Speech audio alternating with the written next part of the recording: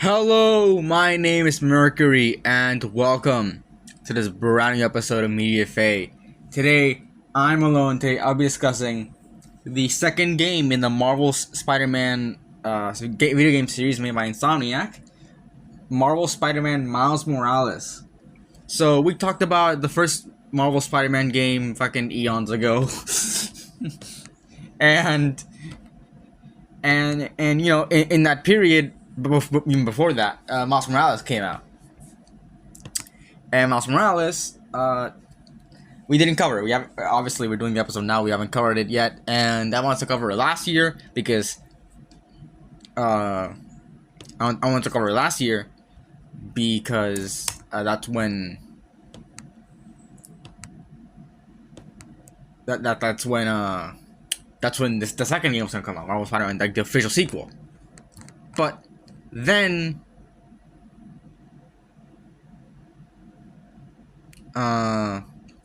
we just didn't. Like we just didn't. We left it off for now, and we are going to get around to doing Marvel Spider-Man 2 at some point in the future. Maybe 2025. Definitely, we're gonna talk about Marvel Spider-Man.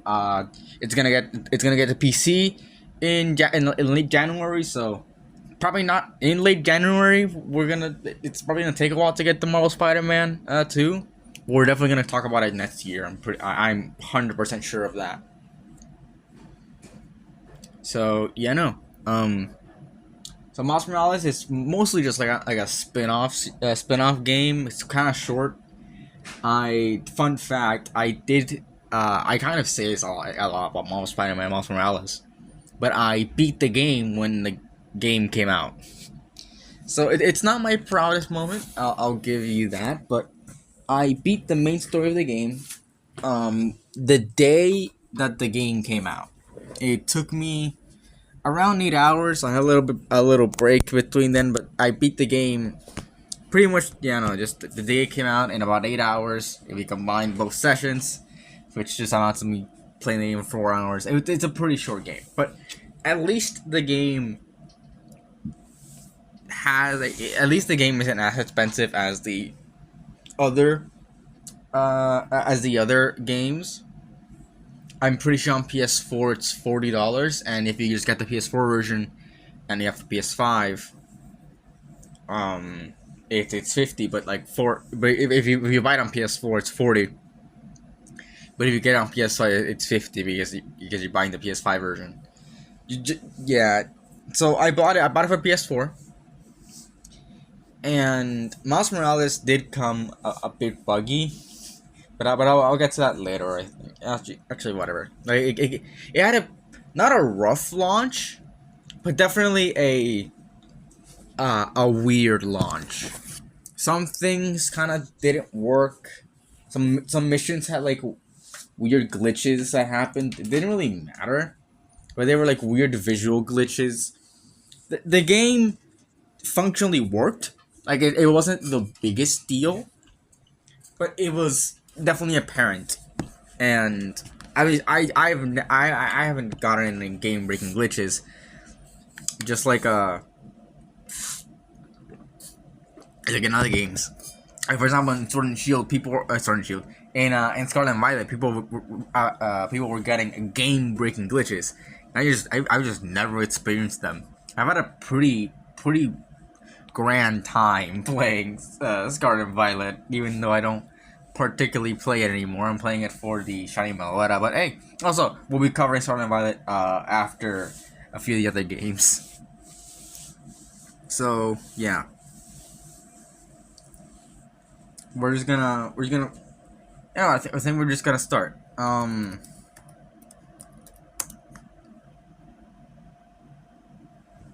So, first up, I know this is the first time we ever covered a game since, this is the first time I ever covered a game with me using notes, and I did write these notes a long ass time ago. I didn't feel the need to replay a game. I usually replayed. I usually replay games quite a bit like not replay games. I don't replay games, but I replay the Marvel Spider-Man games quite a bit. I've replayed, again, not my proudest achievement, but I've 100% replayed to 100% completion the original Marvel Spider-Man game about 10 times, 10 to 12, maybe more than that.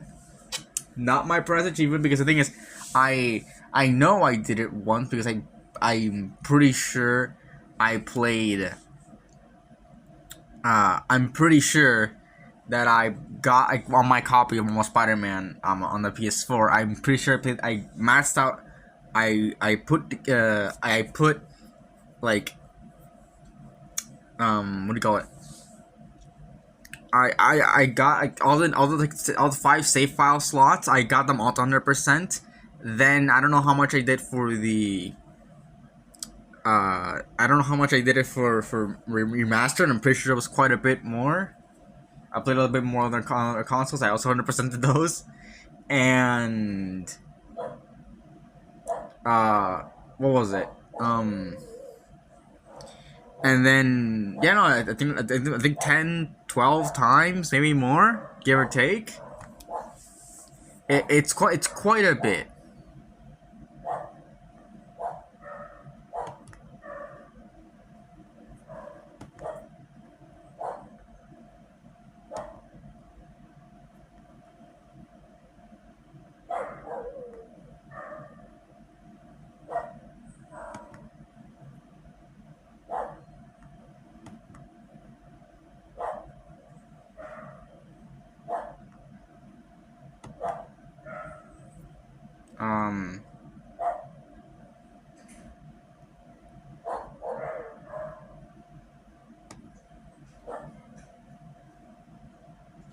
So wait, I'm just kind of looking. So just I know my things when it comes to these to the Marvel Spider-Man games. So when it comes to when it comes to Miles Morales, and when we get to Spider-Man 2, it's gonna become very apparent. But Miles Morales was another game I played. I played Miles Morales quite a bit. Like I'm not going through the one playthrough. I did play through Miles Morales quite a bit of times. I played it, I think, twice for the 100 for I played it twice for the platinum, which only required you to beat the game in New Game Plus. Then there was the. Then I think I played for Ultimate when Ultimate difficulty came out. Then I played it, I think, those 3 times again when they came out, when I got the PS5 version. So I've played Miles Morales quite a bit too. So yeah. I didn't feel the need to really replay the game, because I kind of know the game quite well. So yeah, no. Let's just get straight into. I didn't put it here, but this is the first time I'm also ever doing a video game episode covering a video game with this new format. I've been having notes on it. So yeah, no, I'm still trying to figure out how I want to do it. I'm doing a Horizon episode that's coming out. Hopefully, I know these episodes have been kind of late, but hopefully we get back on track and comes out this week. I did beat Horizon Zero Dawn. I want to make that clear. I did beat Horizon Zero Dawn, but it was like 4 years ago, and I don't remember it. I didn't remember it as well. So I've been trying to replay the game. I know I'm recording this at 8 a.m. on Tuesday. So I have around a day, today and tomorrow, to replay the game, basically. So yeah, I kind of want to get that through. So yeah, I've been trying to get that review out. But if I don't get to finish it, I still finish the game all the way back then, so I'll still make the episode. But the plot things, I think I'll be kind of not talking about any side content or anything. So yeah, just fair warning. for the Horizon episode. It's been quite a while since I actually finished the game. So I'll probably like if there's not enough time for me to actually finish the game, I'll most likely just like watch a breakdown of the story, like a recap, because I couldn't be fucked to finish it, to delay the episode to finish the game. I already finished the game, so yeah.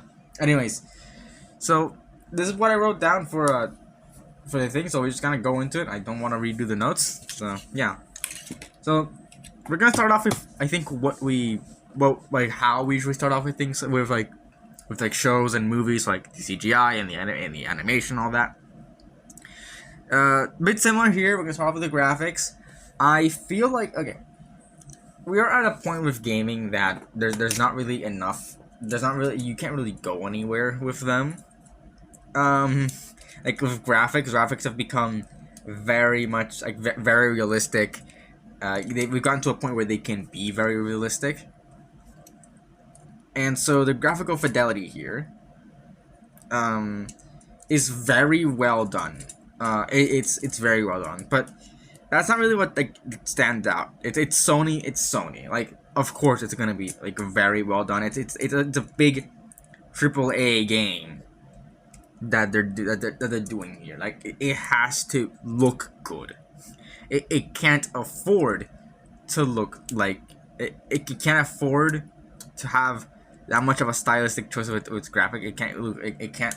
It has to like follow in with what Sony is kind of doing with their more realistic games, which just kind of, it's very lifelike. So what really comes down to it is like the graphical, like the art style instead, like of how it uses those graphics. And you know, it really, it's I think it's a really well made it's a really well made graphical upgrade. It really is. So in the game, usually towards the end, there's a snowstorm, and that would usually like make the game choppy. Like, usually most games would probably might have the games run kind of choppy with loading all those assets of like the hail, like the snow and all that. But you know, this is kind of a text showcase for the PS5, and I think it does it well. And even through the PS4, I think the PS4 version runs equally as smooth as the PS5 version with no effects. And even then, like, we have a bunch of the glowing effects with like the underground and Roxxon and all that. And I think that's a very it's very impressive that the PS5 can even do that. But it's what the PS5 was kind of built for, having all these like very realistic graphics and all this RTA, all this like ray tracing and shit. Like, it makes sense that it looks like this, and I think it uses the graphical for that, the graphics and the art style. Uses the graphics, like the amount of room they got with the graphics very well.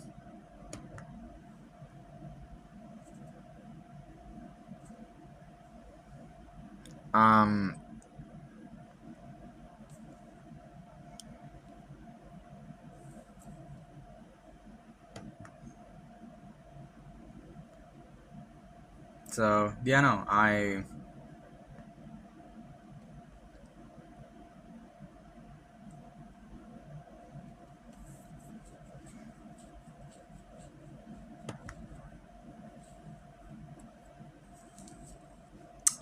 what's going on? Yeah, graphics. So I think that the graphics are very well made. Like, they look good. The game looks good and it runs well, even on PS4. The PS, like, when I played the PS4 version, like, it looked like a PS4 game. Let's be fucking honest. It looked like a PS4 game. It wasn't. It compared to the PS5 version where it was all that was all that was being shown for the game. Like, it looked kind of poor. But like, when you get to the PS5 version, it is so much better. But I think the PS4 version is definitely playable. Like, it doesn't. The only thing that really suffers are the quality of the graphics. that's what really suffers here.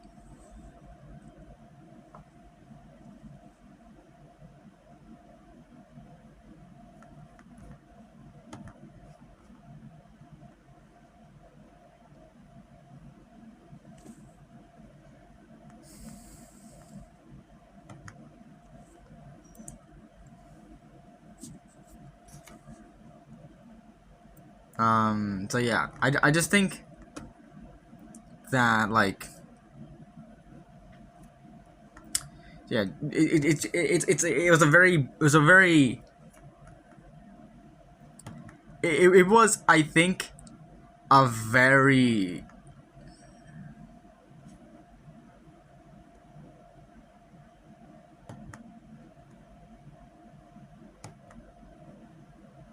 it was a very big jump for me looking at Marvel the game in the from the PS4 to PS5, and I couldn't, I just can't go back because I can't go back. I don't have my PS4 right now, but like like if you have the PS4 version, it still looks good. It's just like not as good as what they were showing with the game. Yeah, it's crazy. And also when I first played the PS5 version, I I noticed quickly how different it is, how different 30, like an additional 30 frames looks. It's crazy. It really is. Because because when I booted up Miles Morales, the game was running at 60 FPS, and that was great. Like, it's awesome.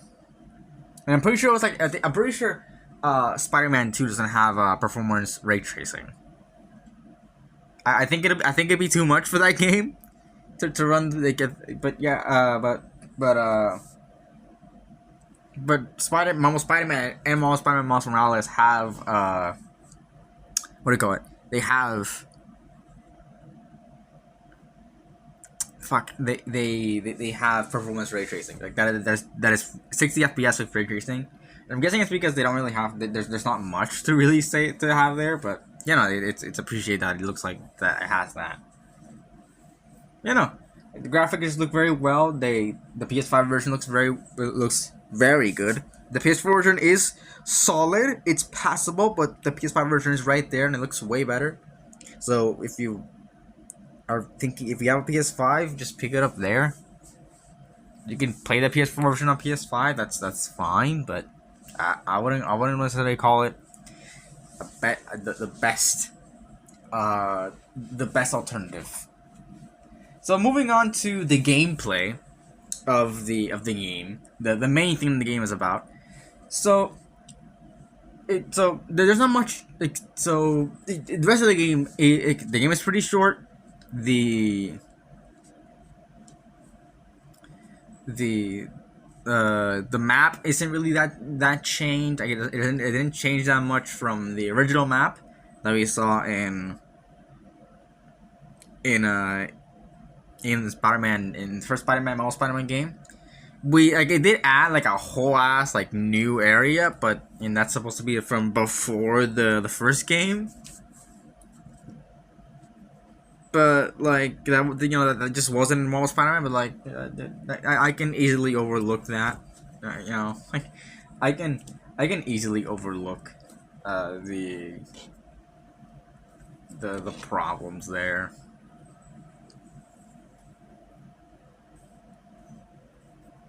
But yeah, what really the game changed, aside from having a bunch, like some like having it, like having some other things like side content and all that, is the gameplay. And I think the gameplay is is really good. This game, I think all of the Marvel Spider-Man games have something that they're strong at. Yes, even fucking Spider-Man 2, but no, Spider-Man 2 is a weird case. So, but I'll get to it. We'll get to Marvel Spider-Man 2 when we get to it. So, more so, you know, so that leaves us with that leaves us with what this game has. So just kind of spoiling it. Spoiling for my review of Marvel Spider-Man 2. So Marvel Spider-Man, the first Marvel Spider-Man game has the best story. It just has the best story out of all of them. It is well written. We talked about it a little bit. You might, if you go back to that episode, it's a bit apparent that we didn't talk about it as much as we could have, mainly because Pancakes there wasn't really he wasn't up for the task. Let's just say it that way. He was just kind of tired. They recorded that at 1 a.m. So yeah, he wasn't there for most of the episode. It's just like they're there mentally for most of the episode. So there's that. So that was like mostly me talking in that episode. So it was 1 a.m. and fucking he was tired. So whatever.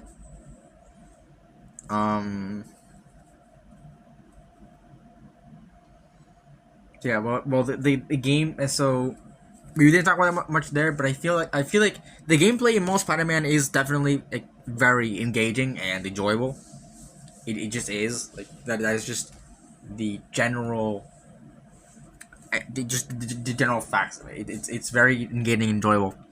But then Marvel Spider-Man Miles Morales has the best gameplay out of the three. I feel like how the game works and how it does and how the game feels when you're playing it and all the different shit you can do with the powers and all that, I think is very good. I enjoy that a lot. And also, Spider-Man 2 has the best traversal, which, that's the weak. That everything else is kind of weak at. So, yeah. Marvel Spider-Man. So Miles Morales game. The gameplay I feel like is very good. It has the sort of story as to whatever, but you want to keep playing it because it has so much stuff you can do. It carries over the gadget stuff from the first game and it has some very interesting gadgets. So before moving on to the powers, there's some very interesting gadgets. I feel like I feel like the gadgets are just a lot more interesting. We have like the electro mine thing. I forgot what it's called. Like the shock mines. We have I forgot what it was. There's another one. I think there's this one where it pushes people away or something. Alright, pushes people in. Miles Morales.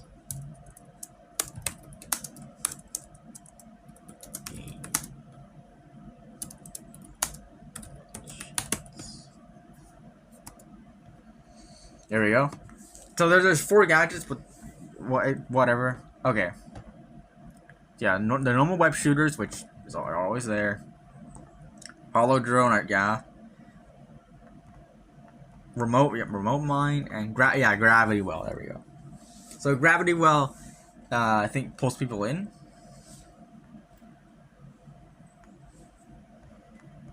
Or I forgot what it does. I'm pretty sure it pulls people in.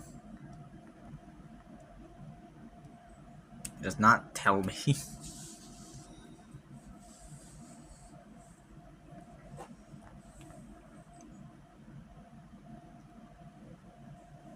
But yeah, just say I feel like the gadgets here are very solid. There's a few of them, but they're very solid.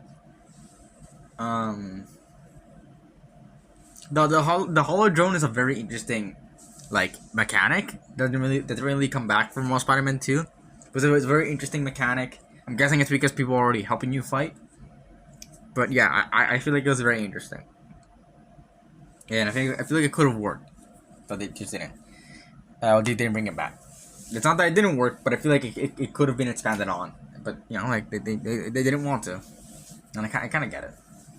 But anyways, so yeah, I feel like the gameplay is just very, very good. And with the gadgets, it's very good.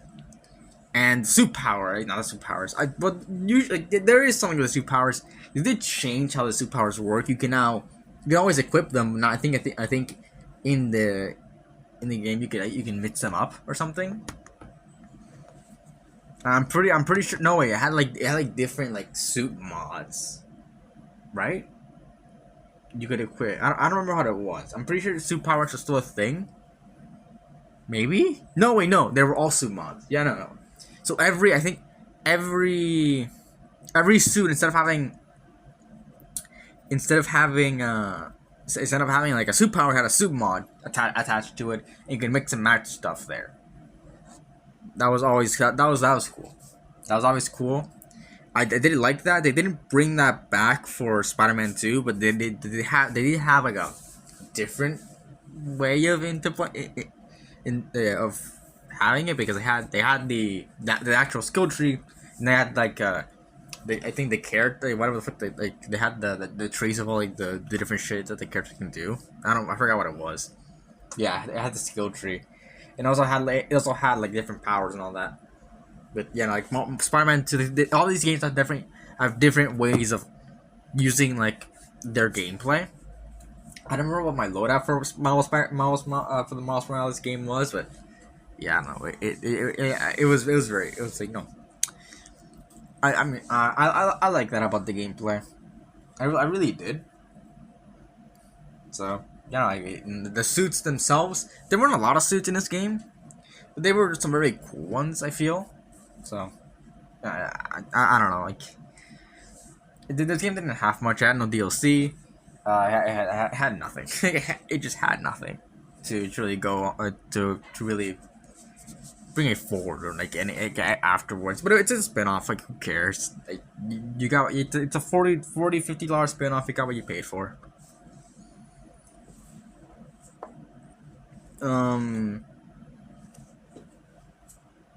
So yeah. So we're actually going to the superpowers now. I feel like the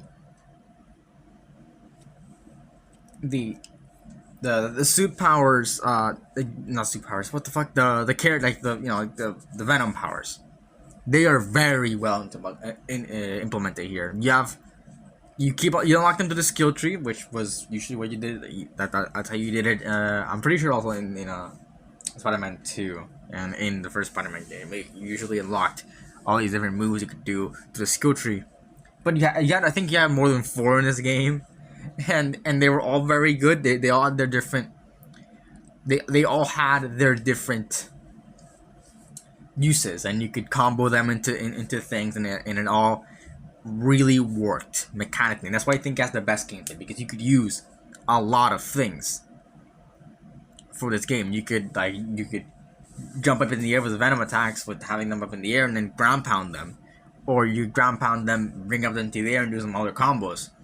You could mix and match all of these different moves into each other, which I just feel like you can't do in Marvel Spider-Man 2.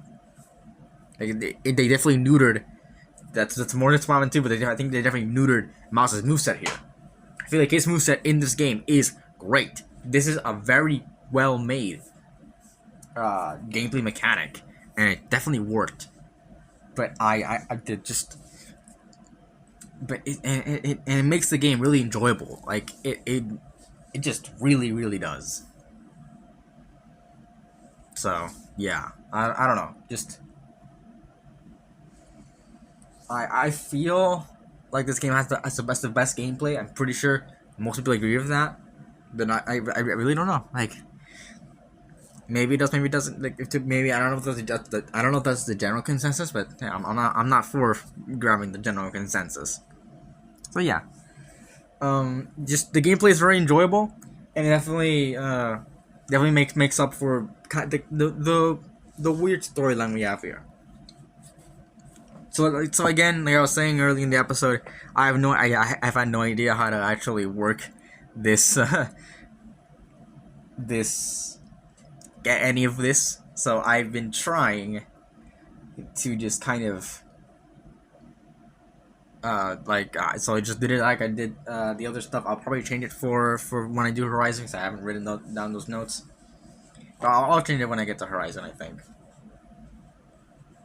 But anyways, let's talk about the characters of the game. And this game, I think, warrants talking about characters, because this game is a lot more story driven than than what do you call it? This game is a lot more story driven than the other games. So yeah.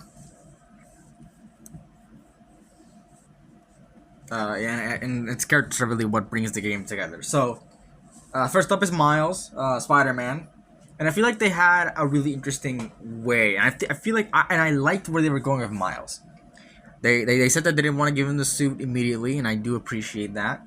He did work to having that suit, and I feel like they had to have, and it's my chance to why we were playing as Miles while having Peter there. And I feel like the excuse that with Peter was kind of weird. It didn't really fit with the narrative of the entire universe, really. But I feel like it was kind of a small thing when it came when Miles storyline is very strong, and I think like very Miles' character arc of him learning to become his own Spider-Man and all that. Like I think it's very, very interesting. Like, it's a very interesting character.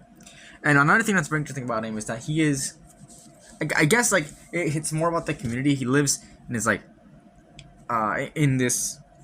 in this part of Harlem where it has a lot of culture and all that, like a lot of Puerto Rican and other like Latin American cultures in there. I feel like it's very diverse. Not even just that. There's a lot of other cultures there, and it's very diverse. So him becoming much more like I guess a people Spider-Man instead of having Peter's being kind of the all around like friendly neighborhood Spider-Man.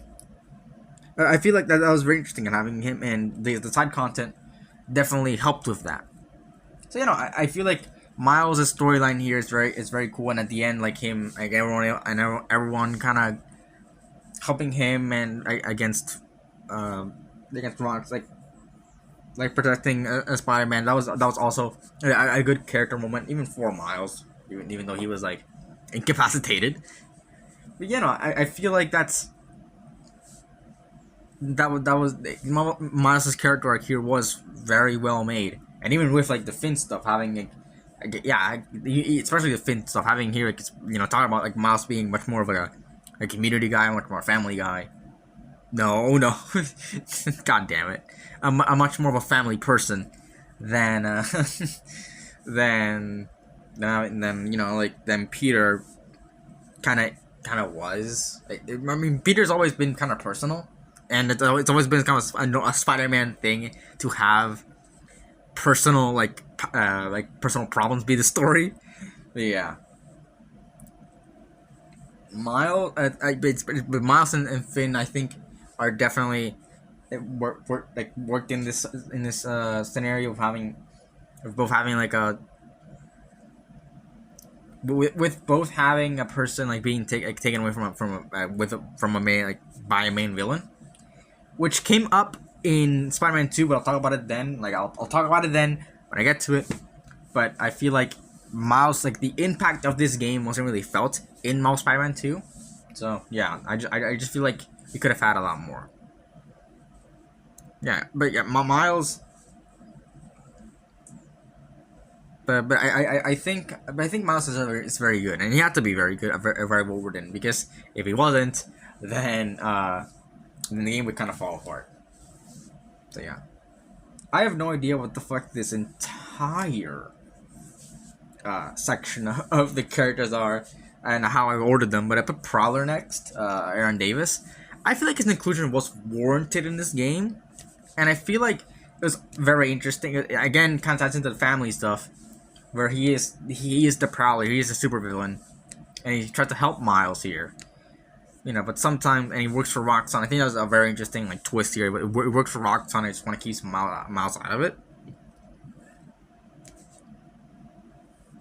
And it ends up happening in the end. We had the boss fight with him, which I feel like is a very It is a very interesting. It's a very good boss fight there. But yeah,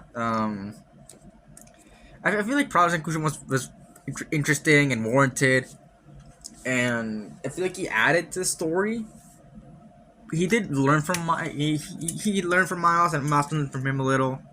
That's how we got the remote mine, or yeah, the remote mine gadget, and you know like, and you know like, it was a very he had to be in the story. He had to we had to get Prowler at some point, and this is the perfect game to have him there. I think we all knew Prowler was gonna be in the game. I do appreciate that his look, appears more like the comic version of Prowler. It's having like instead of it being the Spider-Verse version. I do prefer the Spider-Verse version of Prowler, but I do think this version is also pretty good. You know, like Prowler is just a very very solid character here. He didn't get a lot to do, but I think what he did well. Moving on to Rio, I think she is one of the more interesting characters here. Why did I not put Genki? What the fuck? Okay. I'll talk about Genki, whatever. But after these characters, Rio is very interesting. She has like the whole wanting to help the community and all that, kind of like Spider-Man. Yeah, kind of Spider-Man here. Miles, wanting to help the community by becoming I forgot what she wanted to become, but she had like a political campaign, and it was definitely it added to their character, like it definitely made the story interesting, and how her motivations, thoughts like Miles' motivations and all that. That is cool. That is really cool. And I appreciate that she didn't get any harm and all that. I just feel like her having this like arc of like not but this like character motivation, helping Miles and all that. I think that was very cool. I don't know much to say. I don't know. Like, this is the part I don't really remember much. She wasn't really in the game. She had a very big presence, but she didn't have like a lot of character in that. It was mostly to help Miles. Yeah. Moving on to our main villain, Finn. So Finn is an interesting character. I feel like I feel like Finn had an interesting character here, but I feel like they kind of squandered it a little. Her help, like her brother helping Roxxon develop the new form, and her wanting to take it back and all that, because it would be destructive. That's a very interesting character, a very interesting character motivation, and her wanting to destroy it. But I feel like it. I feel like it could have worked a bit better, because her character just kind of does a 180 switch, like at the end, fighting Miles, and helping Miles. Like what the fuck were you trying to kill him? So yeah, I don't know. Just it's weird. Her character is just kind of weird, and I feel like it could have worked, but I feel like I think the game needed more time with her, especially like she was kind of she wasn't really hinted at. I didn't. The reveal for her wasn't that. It wasn't like built up to anything. Nothing was like, oh, she's acting kind of weird. And the game kind of, I think the game revealed that Finn is the main villain kind of early. I feel like it was kind of early. I don't know. It was weird. I feel like the game could have done Finn a bit better. But she's still fine, but she isn't as good at it as I think she could have been.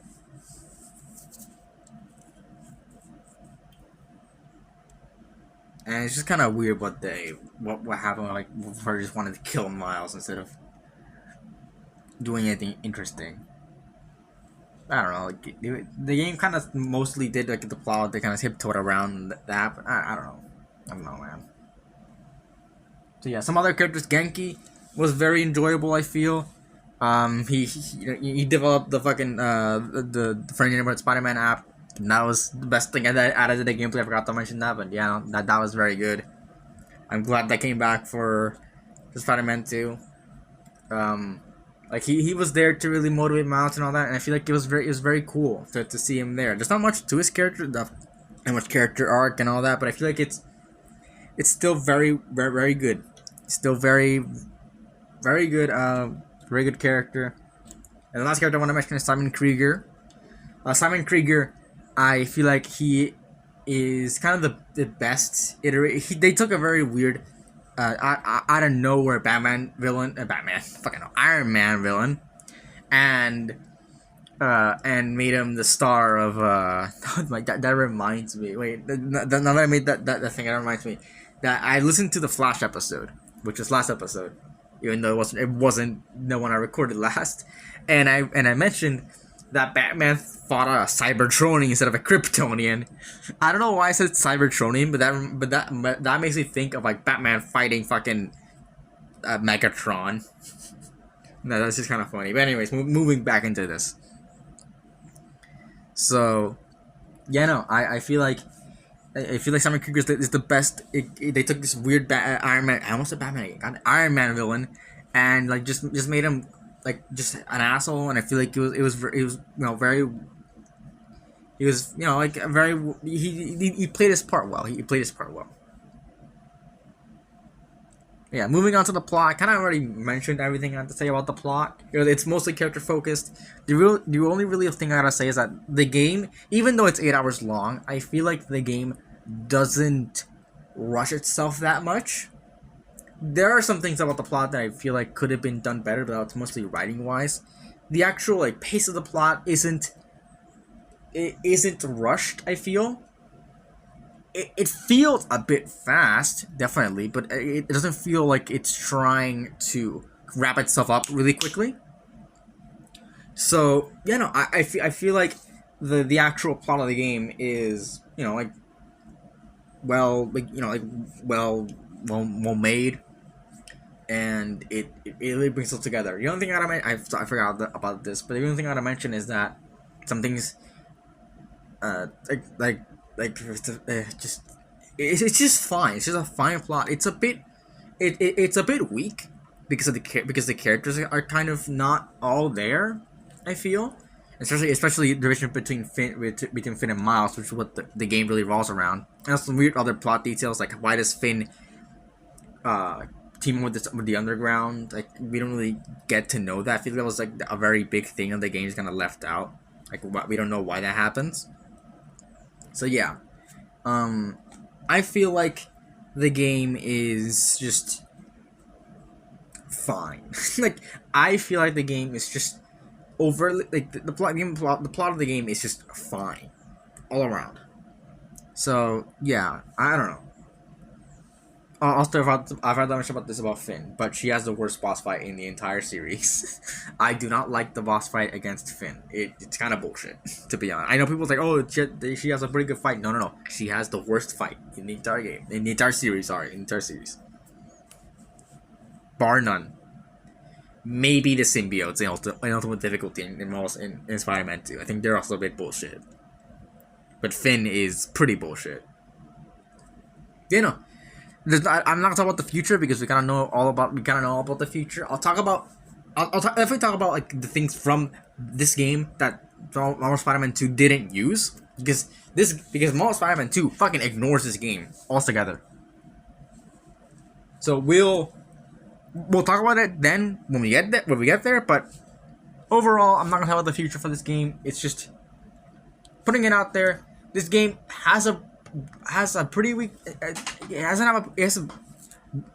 a weaker storyline than the Marvel Spider-Man, but I feel like the gameplay really makes up for it, and it's really enjoyable. So you're not really thinking about that. Yeah, this game sits comfortably in the A tier. It's just a really good game gameplay wise that utilizes that has a weaker storyline, but still I think it's very good. So yeah, what do you guys think about Marvel Spider-Man Miles Morales? Leave in the comments below. All socials are in the description. Except Twitter because fuck Elon. And that's about it. See ya.